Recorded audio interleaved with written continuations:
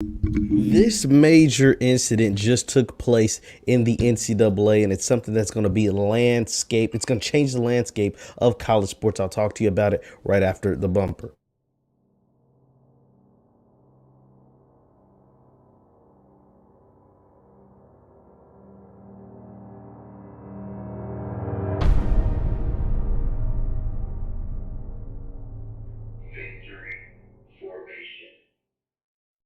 What is up and what is good people? I am Jeff Lightsy Jr. here with the Black Balls channel with Victory Formation. Be sure to hit the thumbs up button, like, share, subscribe, and the notification bell, and all that good stuff. Wow. What this means, this huge landscaping changing landmark changing decision that took place in the NCAA recently involving the ACC, the Big Ten, and the Pac-12. They have come to a formal agreement, a historic alliance is what they're calling it. 41 schools have teamed together to make sure that they don't get plucked by the SEC, and to also kind of assures us that the Big 12 is going to dissolve. I'm going to get into it. So I'm going to share my screen and show you the decision that was released, this press release that was sent out by the Big Ten, including the ACC, the Big Ten, and the Pac-12. Let's see. It says the ACC, Big Ten, and Pac-12 announced historic alliance. 41 world-class institutions across 3 autonomy 5 conferences to collaborate on the future evolution of college athletics and inter-college scheduling alliance. So this is huge. Why is this so huge? Because now we are going to see these conferences cross and mix. You could see a Clemson versus an Ohio State during a regular season game. You could see a Louisville versus a Michigan in basketball during the regular season more than once, because past all of this, one of the biggest things is the scheduling. The alliance includes a scheduling component for football, women's and men's basketball, designed to create new intercollegiate games, conference games, enhance opportunities for student athletes, and to optimize the college athletics experience for both student athletes and fans across the country. Why is this big? Because once again, everybody's trying to play catch up. Everybody is trying to keep the SEC off their heels, right? Look at those schools at the top of the Big Ten, right? In the Illinois, Indiana, Maryland, Michigan. Obviously, Ohio State and Michigan are the two big cats as far as when it comes to the moneymaker in football. But we know in like basketball, Purdue puts up really good teams. Wisconsin has a really good football program and puts together really good teams. Iowa puts a lot of guys into the NFL. Indiana will be a really good football program this year, and they hope to come back to life with their new head coach over on the basketball end. But this, like I said, leaves one conference out as a sitting duck, and I think it's going to have that conference eventually be dissolved. And that's the Big 12, because, we saw that these conferences were coming together and making alliances after what took place with Texas and Oklahoma. Texas and Oklahoma were the biggest schools in the Big 12 in the history of the Big 12. They were original members of the Big 12 back when it was the Big 8, and they got plucked by the SEC. And it was all due to money, right? The SEC, with Texas and Oklahoma joining, will now make over $1 billion a year. Their annual revenue will surpass $1 billion. It will go from 725 million roughly to 1.3 billion. Like that was an opportunity Texas and Oklahoma, as universities and as institutions, as well as athletically, felt like they couldn't pass up. Right? So you can't be mad at them. But what it did was it left the Big 12 out to dry, right? The Kansases, the Kansas States, the Iowa States. And now those schools are kind of left in limbo, right? And so what the ACC, the Pac-12, and the Big Ten decided was like, hey, we don't want to end up like the Big 12. We have our networks. We have cable contracts with ESPN or whoever, and we want to make sure that this stays afloat. We don't want to end up like them sitting high and dry. And also, we want to potentially take some of the schools from that conference. We want to potentially get in on what the SEC did. Let's look at the Big 12 conference, and let's see some of the schools that could potentially get plucked by the 3 conferences that just made this alignment. So I'm going to share my screen and just talk about what would make sense. Think about this. Leave your thoughts in the chat. So no, not this. Let's see. Because like I said, these three conferences, it's all let's be honest, guys. All of this is about making money, right? So you have here are your Big 12 schools. We know Oklahoma's gone. They're SEC now. They'll be SEC within the next year or two. Oklahoma State, Baylor's up for grabs. Baylor are the reigning NCAA champions. Texas Tech has a really good basketball program. The Iowa State, which has a really good football program, has been pretty good the last couple of years. Oklahoma's put a lot of guys in the NBA. Buddy Hield, Trae Young, etc. Oh, no, Oklahoma's going to SEC. I'm stupid. My bad. West Virginia, a former ACC conference member, now they could potentially be back on the chopping block. TCU, which has been historically been a really good football program. So like you have some really good, and Kansas is the end all be all, especially when it comes to college basketball, which I know a conference out there would love to have Kansas come be a part of their conference, specifically the Pac-12, because the Pac-12 has been doing really good as far as basketball goes. USC and UCLA both made it to the Elite Eight. UCLA actually made it to the Final Four. And we see top ranked recruits from California staying out in California, going at SC, going to choosing UCLA. If they could snatch up a Kansas and put them in the Pac-12, that would give them even more national relevance than they already have. And so this is historic. This is going to be crazy. It is going to be a free for all when it comes to college sports, because now I just don't. Like I said, I think the Big 12 is done. Those schools that I just talked about, we could go ahead and divvy them up and see what conference we think they fit best with. I think Iowa State ends up in the Big 10. I think Baylor ends up in the Big 10. I think Texas Tech ends up in the Big 10. I could see, like I said, I could see West Virginia back in the ACC. TCU, get all the Texas schools in the Big 10, potentially a couple over in the Pac-12. Potentially Oklahoma State there as well. I mean, Kansas State is another team I haven't mentioned. They're going to probably end up in the Pac-12. It is going to be a free-for-all. It's literally going to be a free-for-all after this announcement. What's also really cool, like I said, is the scheduling and the cross-scheduling that's going to take place between the Big 10, the Pac-12, and the ACC. So for like myself, I'm a Louisville fan, right? So I would love to see Louisville take on one of the teams that we used to run into all the time in the tournament was Michigan State. I love to see cross games both in football and basketball against Michigan State, because that's not a real rivalry, but it's kind of like a pseudo rivalry we used to have when Rick Pitino was there. And to see them take on Michigan State, we beat Michigan in basketball in a championship game. To see, Juwan Howard and his team go against Chris Mack and his team, I would love to see something like that. Or to travel out to LA and take on a UCLA, to take on a USC,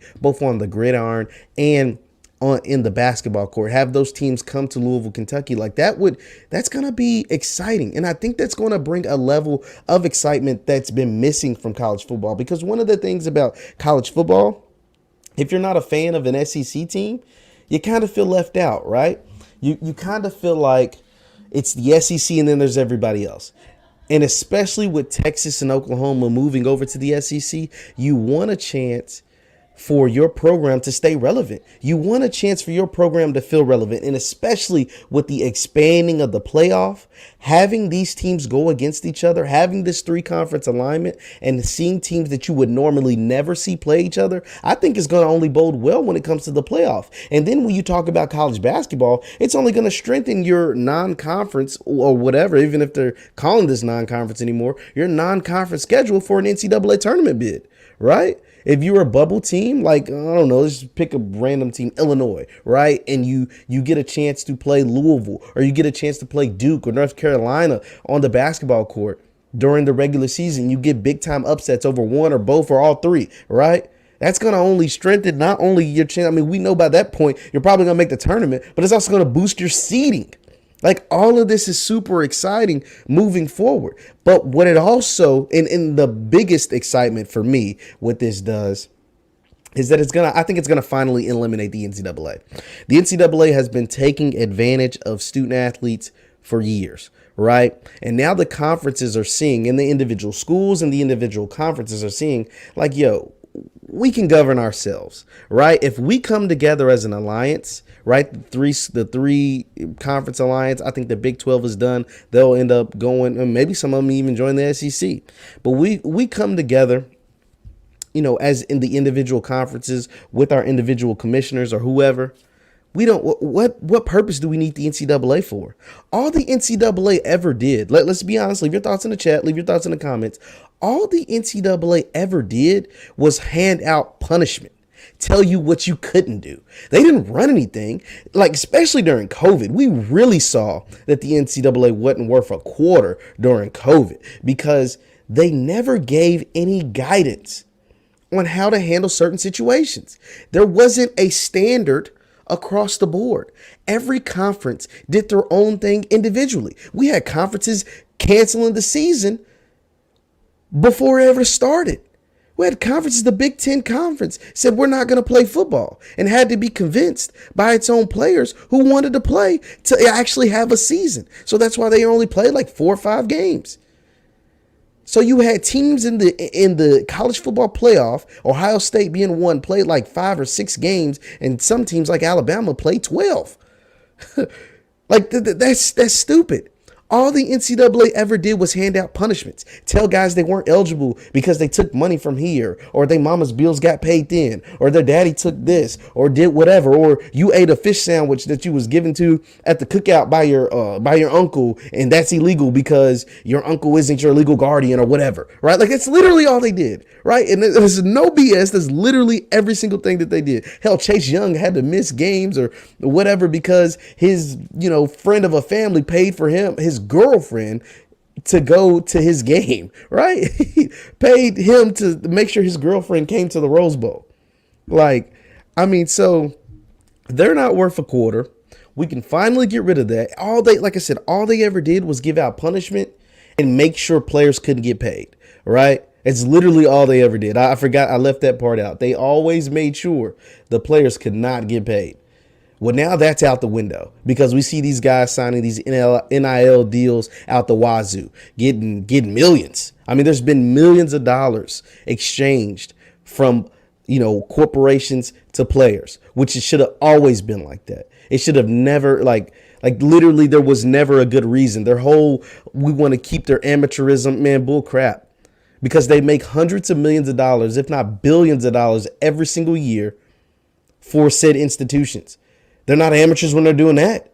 They weren't amateurs when, the University of Texas can build a brand new locker room, or the University of Louisville can spend $50 million to upgrade facilities or whatever. That don't sound like an amateur to me. So that was always BS. And so now that that's out the window, what do I need you for? If somebody, it's going to be very, very hard to violate stuff, right? Now that the players can get paid, it's going to be very, very hard to break the rules because there's honestly no rules when it comes to NIL stuff as far as I've seen. I haven't seen anybody get in trouble for it yet because there's not really a standard, right? Because the NCAA sucks. They didn't do that. They didn't create a standard or get ahead of this. They try to fight it tooth and nail for so long, they never got ahead of it. So there's not a standard there. And so now there's no need for the NCAA.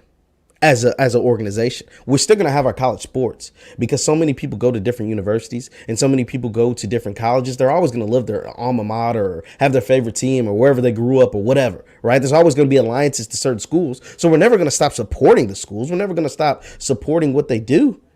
It just didn't make sense for them not to get paid for their services, not to be able to make $1 off their name.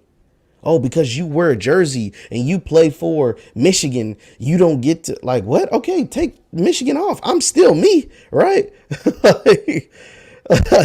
take the name off, whatever. I'm still Reggie Bush or whatever. I'm still Tim Tebow. I'm still whoever. Those guys would have made millions in college football. Would have made millions while they were in college. Reggie Bush, Tim Tebow, Johnny Manziel, Lamar Jackson. These guys would have made millions, literally millions. Hell, the guy, Bryce Young from Alabama, hasn't even started a game, and he's made over $1 million in NIL deals. So yes, this alliance is exciting for me, man. As a fan of the sport, as a fan of the game, both college basketball and football, to see these conferences, the ACC, the Big Ten, in the Pac-12 come together and say that, hey, we're going to have scheduling, intercollegiate, interconference scheduling more frequent, more often. It's going to make it exciting. It's going to boost people's playoff resumes. It's going to boost your NCAA tournament resume. And we're gonna get rid of the term NCAA. We're just gonna call it March Madness. It's gonna boost your March Madness resume because that's next. Here's my thing. Obviously, these things are gonna happen overnight, and they're gonna take years for it to happen. But what's gonna happen? The following sequence of events are gonna take place. This alliance comes true. So they're going to start scheduling each other, playing some of that stuff. It's going to be really exciting. The next is going to be the dissolvement of the Big 12 Conference.